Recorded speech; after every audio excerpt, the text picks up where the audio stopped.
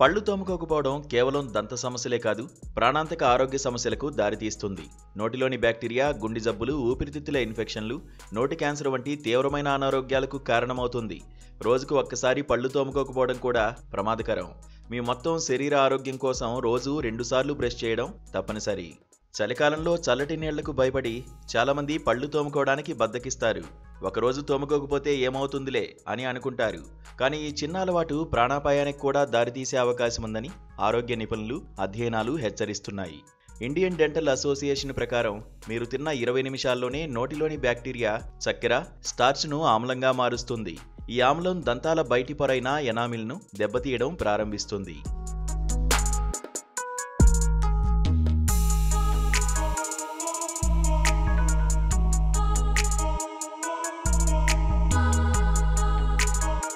తిన్న 4 నుంచి 6 గంటల తర్వాత దంతాలపై ప్లేక్ అనే జిగటపొర ఏర్పడడం మొదలవుతుంది.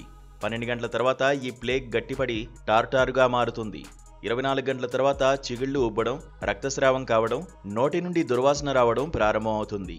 ఎయిమ్స్కి చెందిన దంతవైద్యుల అభిప్రాయం ప్రకారం మీరు ఒకరోజు పళ్ళు తోమకపోతే మీ నోటిలో 1 మిలియన్ బ్యాక్టీరియా పెరిగే అవకాశం ఉంది.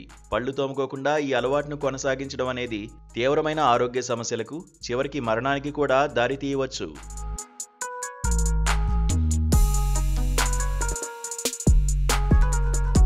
లాన్సెట్ జర్నల్లో ప్రచురించబడిన ఒక అధ్యయనం ప్రకారం రోజు పళ్ళు తోముకోని వ్యక్తులకు మరణ ప్రమాదం 25% పెరుగుతుంది.